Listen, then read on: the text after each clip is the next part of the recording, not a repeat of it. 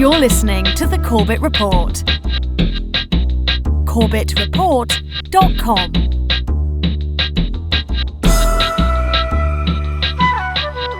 Welcome, ladies and gentlemen. Welcome back to the broadcast. You are tuned into Corbett Report Radio here on the Republic Broadcasting Network, and I'm your host, as always, James Corbett of CorbettReport.com, coming to you once again from the sunny climes of Western Japan, where it is already the 23rd of August, 2012. So once again, thank you for joining us this evening. It's great to have you here for what promises to be another interesting conversation on the lines of my own neighborhood here in Japan, talking about the Asia-Pacific region, which, as our old friend Hillary Clinton noted last year at the APEC conference, is becoming the center of gravity of the 21st century, as more of the economic and even military focus of the American empire turns this way. And that means that it's going to be some interesting times here in East Asia and in Southeast Asia and in Asia Pacific generally. And that may be a good thing and might also be a horrible thing. And at any rate, we'll be documenting it here on the program, since it is, as I say, pretty much in my backyard. And tonight, to help us with that documentation, we have on the line for you Broc West from Australia, who is running a blog called Asia Pacific Perspective, which is available at ap-perspective.blogspot.com. And of course, that will be linked up in the show notes for tonight's episode at corbettreport.com/radio. And I suggest that for those of you out there who haven't taken a look at this, I suggest you do so, because it has a lot of information coming out on this Asia-Pacific region and some of the very important and very underreported geopolitical issues that are going on here that I just don't think a lot of people are getting in the mainstream American media, but which is very much going to start affecting people's lives, I think, in very personal ways. It's going to start hitting home, I think, in the coming decades as, again, more of the center of gravity turns to Asia Pacific. So let's bring him up on the program. Broc West, thank you so much for joining us on the program tonight. Hi, James. It's very exciting to be here. As you know, I'm a long-time listener and supporter of everything you do, so thank you so much for having me. Absolutely. Well, we've been in correspondence for quite a while now, which was why I was so happy to see you start the Asia Pacific Perspective blog. I think it is a welcome addition to the blogosphere because, again, this is an important issue. But why specifically did you decide to start this blog? Well, basically just on the back of Hillary Clinton's announcements and the America's announcements that it would be turning its attention to the Asia-Pacific region, and I felt that there was a bit of a void in kind of critical reporting and about the area. So I thought it was a needed resource. I agree completely. It really is underrepresented in a lot of the American media, certainly, and a lot of the media generally. Obviously, in Australia, you get to look at a lot of these issues in a much more up-close way than a lot of people in the American listening audience, for example, do on a regular basis. So that is good. And you're drawing from a lot of different sources, and I appreciate that, because I myself am even learning about some of these sources on the issue from some of the things that you link to, but not only atimes.com, the Asia Times, for example, that we were talking to Pepe Escobar yesterday, but China Daily and tppwatch.org and Japan Times, and there are so many different resources on here that you're pulling from that I think it's valuable to direct people to. Tell us a little bit about some of the sources that you use for this blog. Well, I like to get sources from both the MSN and also from the alternative media. A lot of the mainstream sources I find are ChinaUSFocus.com. For Japan, definitely Japan Times, NHK World. I know they are state-run organisations, but they're still important to pay attention to, I think.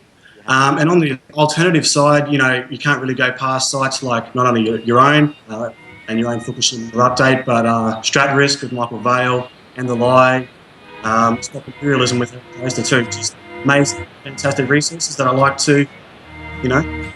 Absolutely. Well, I understand that. I think we need to have a mixture of the MSM to understand what the dominant propaganda is, as well as the alternative solutions and alternatives. So let's hold it right there. We'll come back once again talking to Broc West, Asia Pacific Perspective, right after this.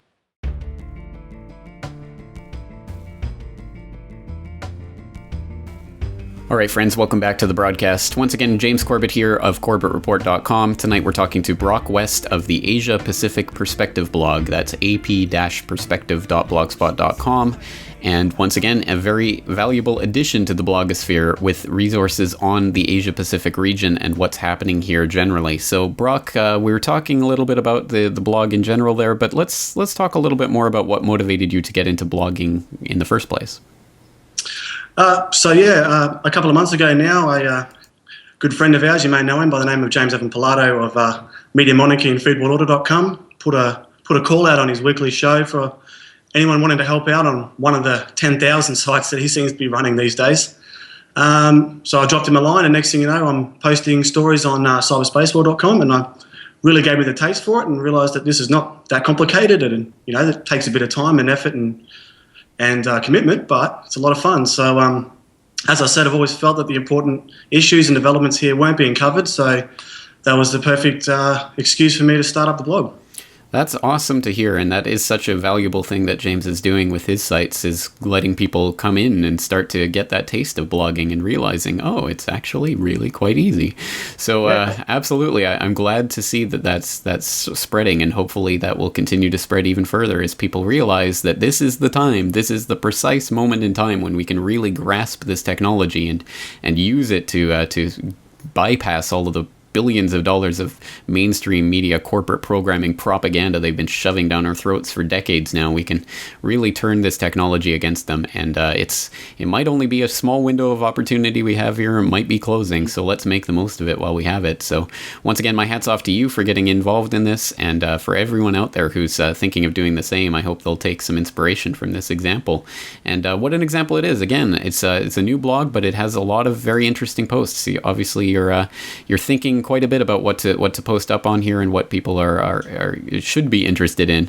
So let's take a look at some of these issues. So for example, we have one of the I guess the elephant in the room when it comes to this. We've already mentioned Hillary Clinton talking about this, and basically the eyes of the American empire turning more towards the Asia Pacific, and it is the question of America and how and when and in what way it's going to assert its power in the region. And we see the growing American-Australian military alliance coming through with, of course, the Darwin deployment of Marines that began earlier this year to Darwin, Australia, and you have a recent article up, USI's Perth Naval Base, and it just continues to get more and more of an entangling alliance. Let's talk about this alliance and what's really behind it. Yeah, sure. Well, just on the troops in Darwin, so at the end of July, Australia, United States, New Zealand, Singapore, Thailand, and Indonesia Air Forces held some simulated combat maneuvers and drills, otherwise known as a pitch black exercise. Now, the reason this is significant is that it's the first real show of any kind of close military cooperation between Indonesia and Australia since NATO and Australian forces put down an anti-intelligence militia back in 1999. But that's a whole other backstory. We'll have to do it another show, I think. But another significant development was that it was the first real public display of Indonesia's secretive Russian-made Sukhoi Su-30 fighter jets. These planes have been built to compete with the American-made FA-18s, which are used by, obviously, the Australian and US forces. So it's the first time that Indonesia has sent its primary air defence aircraft to a foreign nation, which I think is really interesting development. So we're definitely seeing an increased rate of military drills and war games and the strengthening of military ties all over the region, especially here in the southern part of the Asia Pacific. And you have to put that down to, the presence of the United States. And, at the end of last year, Obama came here, and now we've got, 2,500 troops in rotation in and out of Darwin. So you can see how that plays out. And this has to be seen in that bigger picture of what's going on at Russia and China recently having naval drills in the East China Sea. The SCO, the Shanghai Cooperation Organization, is increasingly staging joint military drills. So there's much broader picture that shows that once again it's this China, Russia, BRICS non-aligned country alliance against America and its proxies, squabbling over resources, squabbling over the region in general. And I think we have to see that broader picture. And absolutely, this is part of it. The Australia-American alliance is very much a central part of that strategy. So let's talk a little bit about this post that you have up from futuredirections.org up on Asia Pacific Perspective right now, the Australia-US Alliance, a cost-benefit analysis. Sure. Well, this is from the website, futuredirections.org.au, written by a guy named Kavan Hogue, and I hope I'm pronouncing that correctly. And I came across it. It is from April this year, but to me, it really gives quite an insightful and balanced way up of the Australia-US alliance, with which China has claimed the Cold War relations. So recently, when our Foreign Minister Bob Carr went over there. But just paraphrasing, quote, the American alliance is an article of faith in Australia because it is said to underpin our security. There have been many reviews and white papers, but perhaps it is time for a hard-headed cost-benefit analysis. Australians have always been afraid of standing on their own 2 feet. Do we really need a sugar daddy to protect us from a potentially hostile world? Britain was that protector until the British line lost its teeth. Then we turned to Uncle Sam, who is our current protector, but do we really need a protector? Currently, Australia and Singapore are the only countries in our immediate region whose armed forces are externally orientated. All others in the Southeast Asia have a domestic capability directed primarily towards the suppression of internal unrest, although this gives them a capability to defend themselves against foreign invasion. Just reading down here, he goes through the pros and the cons of this, and I'll just go down the article a little bit. The US has made it clear that it wants to be the preeminent power in the region, yet China also sees itself as number one. We cannot assume that current moderate US administration will remain in power, and we may find ourselves under great pressure to declare for the US against China. Even under a moderate administration, American policymakers expect Australia to follow where they lead. Another downside to this alliance is that we are seen by many other countries as a client state of the US, or proxy state, if you will. This may increase the risk of a terrorist attack on Australia if it is seen as a proxy for the US. If we are to support the US in its overseas ventures, our military planners face a major problem in working out what force structure to build. Where will they ask us to join them in next? James?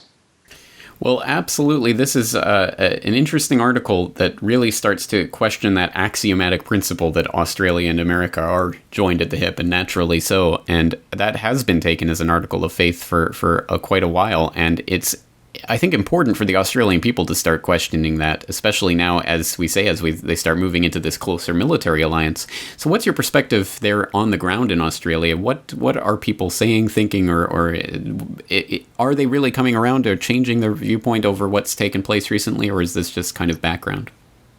I wish I could say they were, but yeah, this is kind of background. There was a bit of, not really opposition to it, but it definitely made the papers when the Obama and the administration came down here late last year. But in the general sense of the Australian public, this isn't really seen as a negative thing at all. It's kind of a symbiotic relationship. It's just kind of the way it is. It's the way it is. It's the way it always has been since the World Wars, and there's no real push or anything to change that anytime soon, it would seem, which right. I think is the same. I'm not here waving a Chinese flag or anything, but I just think it's important to question these alliances, especially when, our place in the region is going to become that much more important and volatile in the coming decades. That's such an important point that you just made, because once again, we can be shoved into that dialectic. Well, if we're against the US-Australia alliance, then we must want some greater Chinese alliance. Well, no, what if we don't want either side of that poisoned pie? And you have a related video posted up here, no need to choose sides between China and US. I haven't had a chance to watch that yet, but I'm assuming that's roughly along the lines of what we're saying here. Yeah, so surprisingly, this is actually from our new Foreign Minister, Bob Carr, who used to be the New South Wales Premier for quite some time. There has been a small amount of debate about Australia's relationship with between the US and China, and if we're just some kind of conduit bridge to for these two countries to kind of communicate. And we've had Hugh White come out, who was a laureate professor, I believe, and also former Prime Minister Paul Keating come out saying that America needs to accept that China is a rising superpower, and that it needs to kind of stand down its aggressive military stance that it's pretty much been its only trump card for the last couple of decades. So, that video is he's just pretty much saying there is no real need to choose sides because we have this kind of balance at the moment, but I don't know if the Chinese and the Americans see it exactly the same way. I would imagine not, but I guess that's coming from that geostrategic perspective of what can we get out of the U.S., what can we get out of China. But for the average person out there, I think obviously that's not really for their benefit, no matter what type of strategic alliances or economic benefits supposedly accrue from this. It's not really going to be in the interest of the average Australian, who is being used basically, as populations throughout the world are, as pawns in this game. And obviously America trying to establish their toehold in the region, and China obviously seeing another market or potential market for their exported slave goods. So again, which side of that horrific poison pie do you want to eat from? Well, how about neither? It does create that dialectic situation, as we've talked about in so many different respects in different cases, where unfortunately people can be railroaded into one side or another, even when it's not in their interest to do so. And it is such an effective strategy that, unfortunately, again, a lot of Australians, I'm sure, will be herded along into it. And that's not to speak against the Australian people themselves. It's just a part of human nature that we want to choose one or the other side if two sides are dangled in front of us. All right, a lot to talk about there, but let's take another short break. Once again, talking to Broc West, Asia Pacific Perspective. That's ap-perspective.blogspot.com. We'll continue talking about China, the US, and the Asia Pacific generally right after these messages.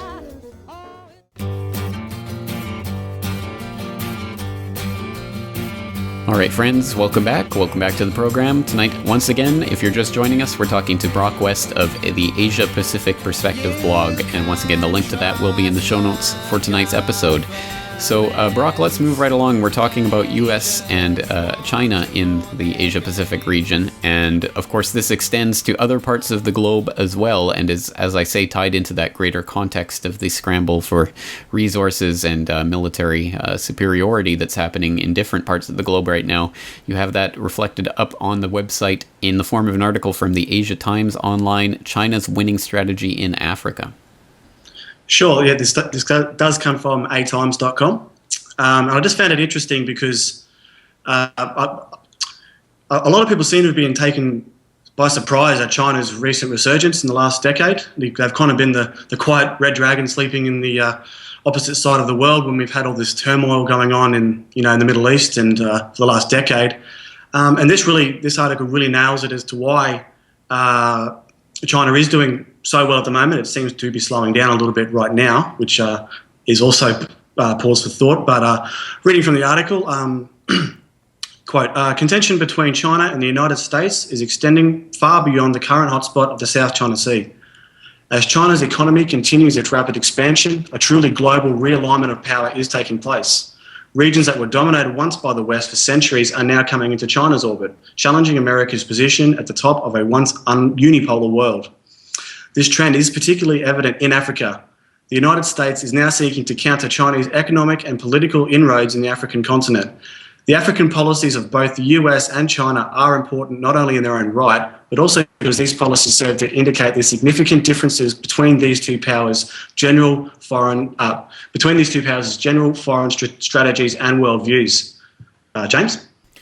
Absolutely. Well, this is something that I've been covering a little bit in some of my recent work, including one of my recent newsletters. And I think that we saw a lot of this under the surface in Hillary Clinton's recent trip to Africa, her State Department trip, where she was meeting with a lot of a lot of thugs and dictators in some of the countries that are basically U.S. proxies, and chiding them for having the gall to actually try to accept loan development funds and things from China, which is having more and more of an effect in that continent, as perhaps best symbolically evidenced by the, I think, $200 million African Union facility that China funded into existence. So there's definitely an increasing power play taking place in Africa right now. And I think this ties into Asia Pacific in a number of ways, but also because the part of this is predicated on some of the naval technologies and that are available to both China and America that to exert their influence in further flung places around the globe. So that part of what's taking place in Sudan, for example, is a scramble for Sudanese oil, and the creation of South Sudan was very much about that and about getting a friendly government in possession of some of Sudan's most richest oil reserves. But China has been investing heavily in Sudan in the development of their oil fields and also in funding pipelines that would take the Sudanese oil all the way up to the coast where they have a port facility. So we see this again and again throughout the world. We see it in Africa. We see it even in Pakistan, where China again has port facilities that are being destabilized by local indigenous groups that are being funded by the U.S. to stir up trouble. So we see this happening all over, and it's, I think, a reflection of that fundamental power play that's taking place in Asia Pacific as well. And let's talk about something that might seem like a trivial story, but perhaps reflects some of this type of Cold War, proxy war tension that's happening in the region generally. You had a story posted up about basically the Olympics and the China-U.S. rivalry. Yeah, this is an interesting story. I will just put a quick shout out to a good friend of mine.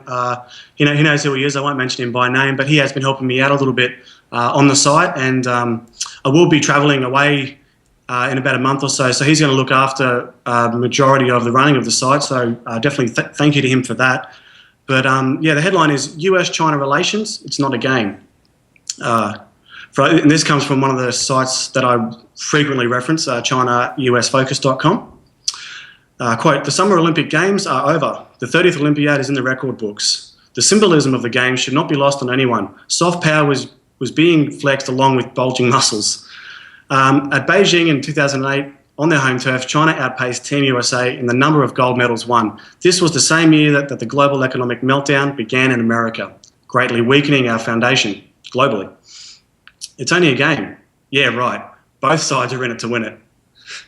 There is nationalistic pride and bragging rights tied up in medal counts surrounding these so-called games. With the 2012 London Olympics now behind us, America once again ended up on top with more medals. Is this a harbinger of things to come? Do the Olympics really mirror life? Perhaps there is some symbolism swimming around the States as China surpassed Germany and Japan to occupy the number 2 spot behind the US as the world's largest economy, and gaining fast. Many global economists expect China to surpass the US economy and gain the number 1 spot within a decade or less. Being number 1, however, is not new territory for China. They will be reclaiming this position as the world's biggest economy, a role it held for 18 of the past 20 centuries. It sometimes seems that the US is on a global economic seesaw, with China occupying the upper position. How do we maintain balance going forward? Which I think is a very good question. With the US government in debt to the tune of nearly 15 trillion, and I think it's nearly 16 now. Okay, unfortunately you're cutting out a bit there, so we'll have to leave it there as we're coming up to the break. But absolutely, it's important for people to look at the symbolism of these games and how it plays into some of the tensions, and I think it's an interesting way of taking a look at it. So let's leave it on that note, and we'll continue again talking about the Asia-Pacific region with Broc West right after these messages.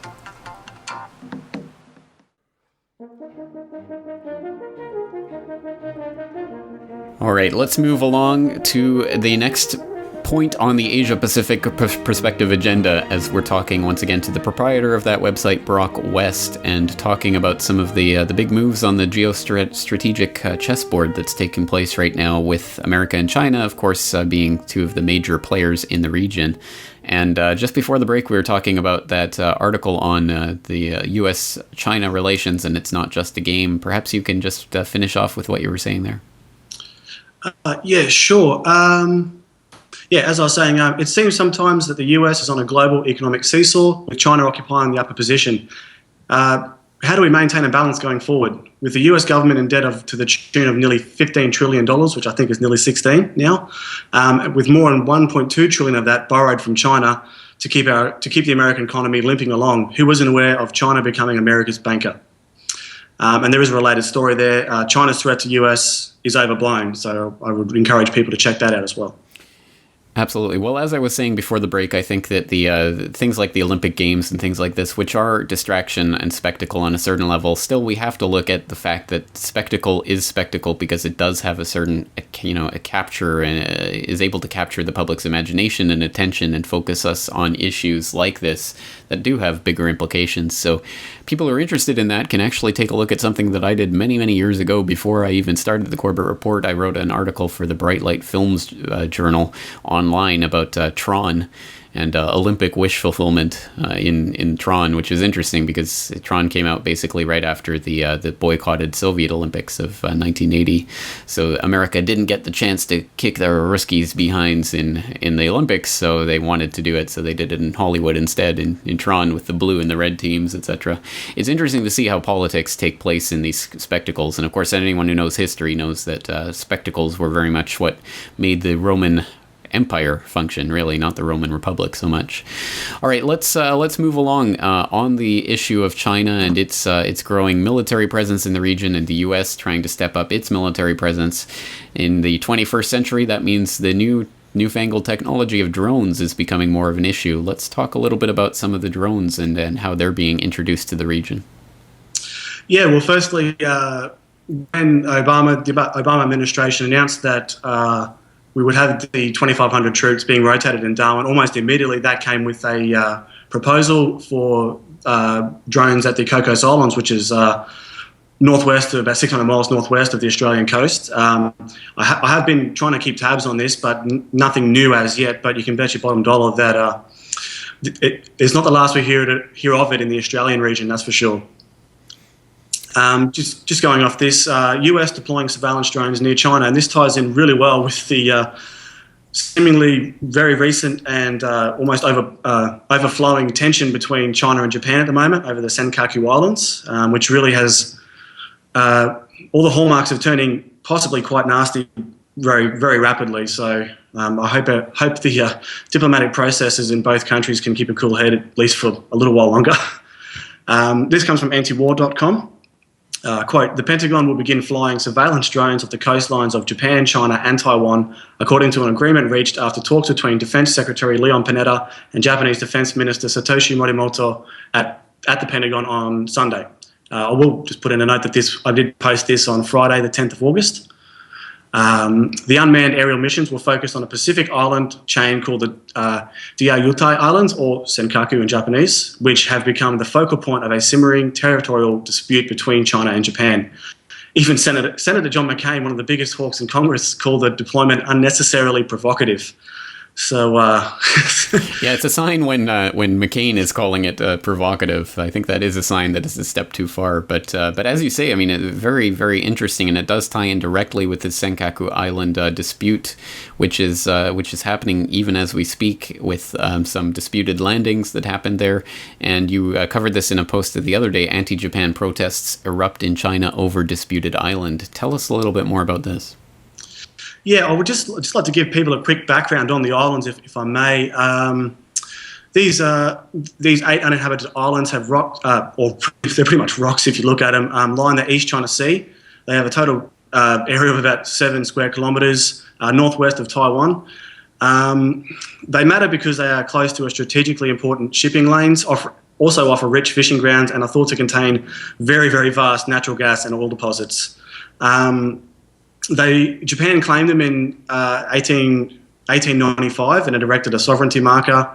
After World War II, Japan renounced the claims to a number of territories and islands, including Taiwan, in the 1951 Treaty of San Francisco. But under the treaty, the Nansei Shoto Islands came under US trusteeship and were then returned to Japan in 1971 under the Okinawa Reversal Deal. It was around this time that it was discovered that there were natural oil and gas resources there, and surprise, surprise, that's when the Chinese and the Taiwanese started showing a fair bit of interest in the Senkakus. Yeah, I wonder why that is. I'm not really sure. So anyway, I think it was start of last week. There was the arrest and deportation of Chinese nationals who landed on the remote islands, which sparked quite large anti-Japanese demonstrations and rallies across major cities in China, and they were vandalizing Japanese restaurants and businesses and everything. The Chinese landing on the Japan-controlled inlets was followed the same day by a Japanese landing that the Japan Coast Guard did little to deter, which kind of really ticked off Beijing no end. So, right, and it's important to understand for people out there that I don't think it takes very much at all to spark a big anti-Japanese protest in China, as anti-Japanese sentiment is always threatening to boil over. But the fact that it's allowed to take place, these demonstrations were allowed to happen, and things got a bit out of hand, shows that obviously Beijing is using that as part of a political card that they use. So they allow the demonstrations when there are these types of disputes. So that's a whole kind of other part of all of this that's going on under the surface that threatens the diplomatic relations really between Japan and China. So I'm not sure. I haven't seen anything on this in the last 24 hours or so. Is there any developments so far that you've seen on this? Yes, just yesterday, for us here on the in the Asia Pacific. This comes from Yomi Yomori, which is a website that I know you use and I use quite a lot as well. I find it really quite good. Tokyo government files for state approval for landing on Senkaku's. Quote, the Tokyo Metropolitan Government formally filed Wednesday for the state approval for landing on the Senkaku Islands, whose sovereignty has also been claimed by China. Hoping that the landing will be made as early as August 29, the Tokyo government hopes to receive a central government response by the end of this week.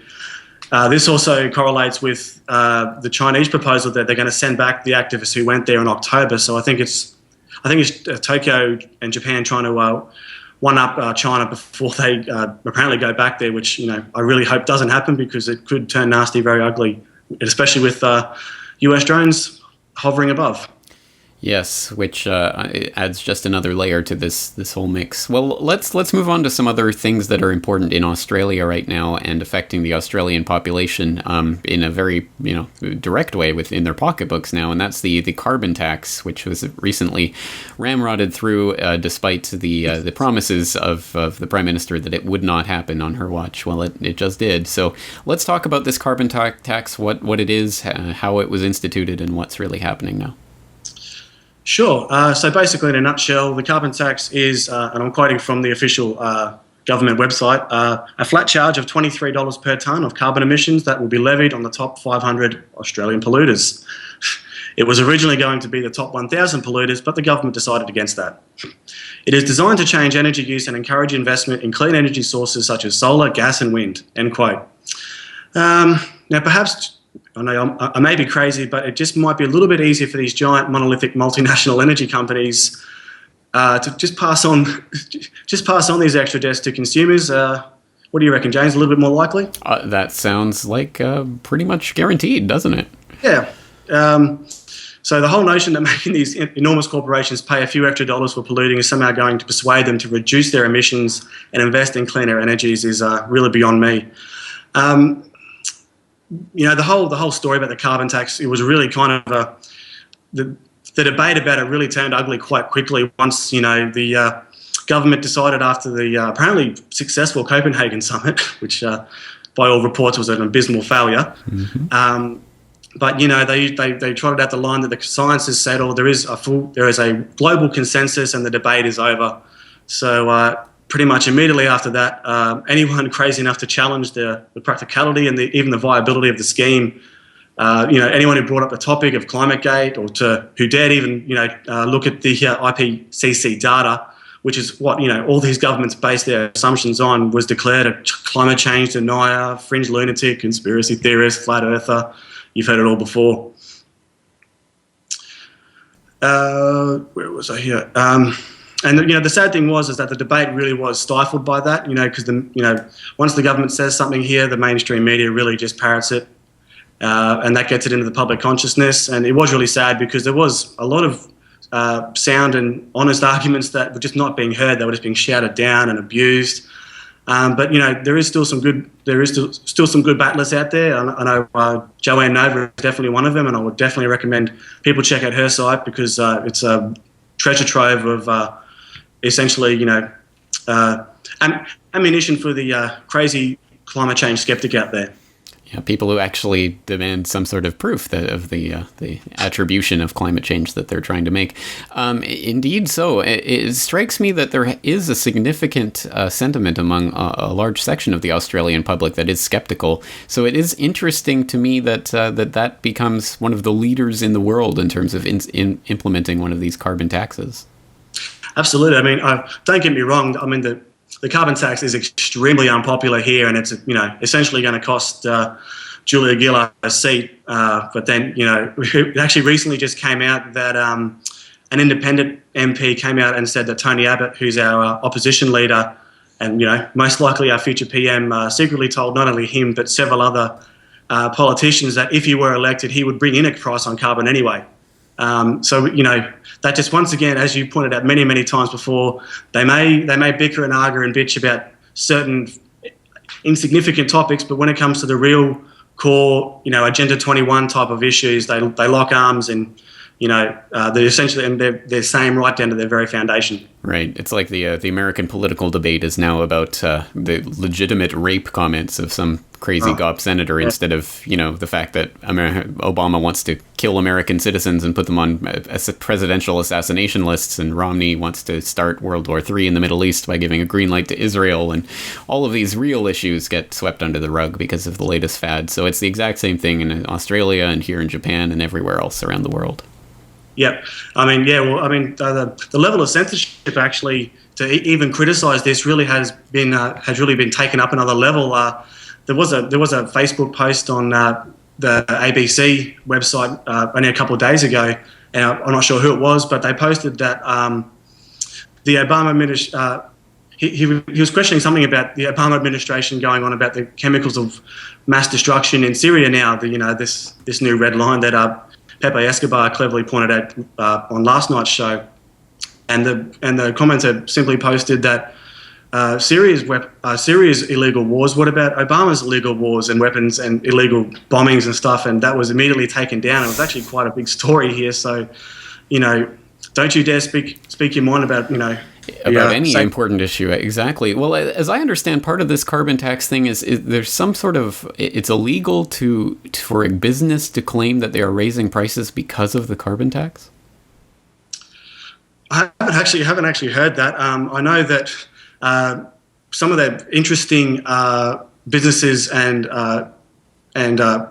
industries that have been exempt for this are the fuel industry, the air conditioning industry as well. So, I mean, these are apparently the biggest polluters of carbon emissions, but it would seem strange to me that they would be exempt for some reason. So, yeah, again, what is the point of this, and what's it going to accomplish? And again, even if you buy into all of this and you really do believe that the carbon emissions are the scourge of humanity, Australia is not going to turn the tide, and China is by far now the largest growing polluter on the planet, becoming the largest overall, and starting to catch up with some of the developed countries in terms of per capita emissions. So again, unless there is some sort of framework in that regard, it's not going to have any effect whatsoever anyway. So I'm not sure exactly what this is about, other than maybe setting the precedent, I guess, for other countries to follow. Well, yeah, that's a really interesting point. Personally, I think this could be used as another another potential platform to create a new enemy, a new boogeyman.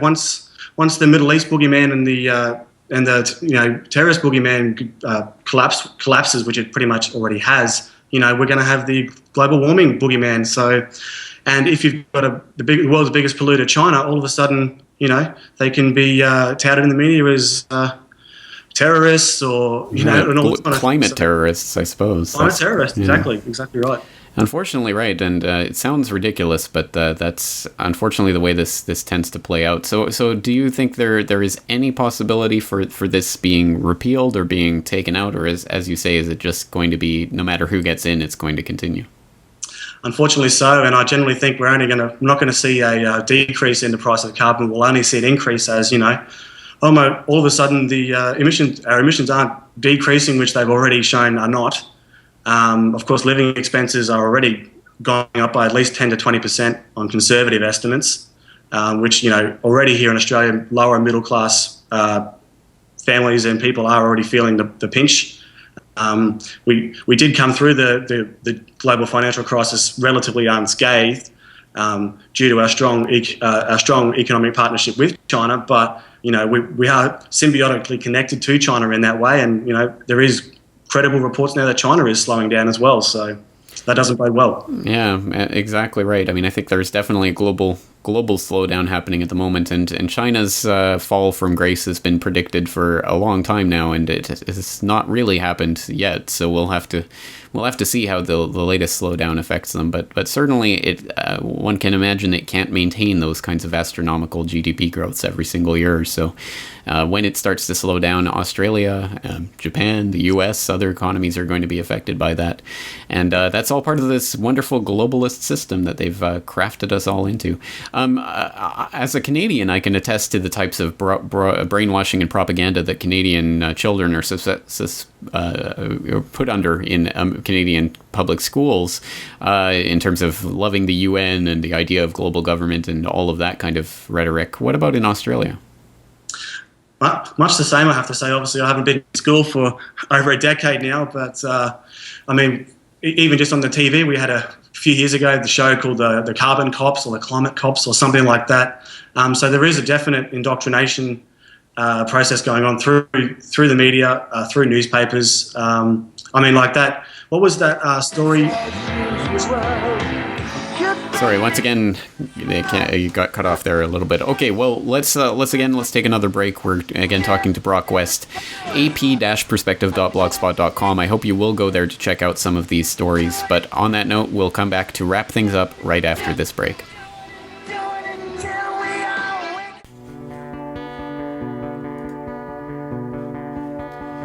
All right, friends, we're back here in the final minutes of tonight's edition of the broadcast. Once again, I'm James Corbett of CorbettReport.com, and we've been talking to Broc West of the Asia Pacific Perspective blog. And just in the final couple of minutes here, I want to at least broach the subject of something that's a pretty large subject for people here in the region, and only going to become more important as more people start to become aware of this and sign on to it, and it becomes more of a political force, and that's the TPP, the Trans-Pacific Partnership, or the TPPA, the Trans-Pacific Partnership Agreement. And you have a post up right now on Asia Pacific Perspective. What is the TPPA? Perhaps you can run us through that. Sure thing. So officially, the TPPA is a multinational trade agreement between several signatory countries. These include Australia, New Zealand, Brunei, Taiwan, Singapore, Malaysia, Peru, Vietnam, Chile, the United States, and recently announced at the end of G20, which was largely unreported, Canada and Mexico. Can anyone say NAFTA? Yeah. So there's essentially it's a trade agreement, but there's a lot of shady dealings and chapters in this that I should point out. This agreement is being kept completely in secret. The only reason we know about it at the moment is due to leaks. But some of the sticking points definitely are that some of the sticking points that the trade agreement wants to affect is laws requiring labelling of genetically modified food and drink in New Zealand and abroad, which is a big issue here because we still have the normal law of being able to actually label GMO stuff. Also importantly too is the intellectual property rights chapter of the TPPA that anticipates that unless a more moderate and balanced version is adopted, New Zealand, Canada and Australia shoppers, schools and libraries would end up paying more for their books and DVDs because it would let copyright holders veto parallel importing. Small, medium-sized software and IT businesses would have their innovative visions stifled by constraining patented laws. James? Well, I can't really attest to what people in Australia are saying, thinking, or even know about this, but I'm pretty sure that most Canadians don't. And again, as you mentioned, Canada and Mexico recently signing on to the agreement has been largely unreported. How about in Australia? Largely unreported. A lot of people don't really even know about it yet. So hence why I've decided to put it up. I mean, there is a push by the Greens. I'm not here waving my Greens flag, but there has been a solid push by the Greens to do it. But at least here in Australia, one of the Green senators, Scott Ludlam, put in a motion to at least get some disclosure on the TPPA, but he was completely stonewalled, nothing to see here kind of treatment. Well, that's again, in these parliamentary systems, sometimes the opposition will actually serve as an opposition and will question the things until they get some taste of power, and then they'll of course, renege on all of it. But again, we have to make what we can of political alliances as when and as and if we can. Again, a huge issue, and we can't do justice to it here just in the final few seconds, but I hope people will look into the TPP and realize that it's just another one of these straitjackets that we're being led into, of these overarching regional agreements that will start to gradually undermine all of our national governments and any pretense that we're living in democratic institutions where the people have any say whatsoever in the way they're being governed, as unfortunately it shifts into the fascist corporate global enslavement grid. On that note, we're fresh out of time for another edition of Corbett Report Radio. Broc West, it's been a pleasure having you here, so we're looking forward to having you on again in the future to talk more about Asia Pacific. Thanks for joining us tonight. It's been a pleasure, James. Thank you.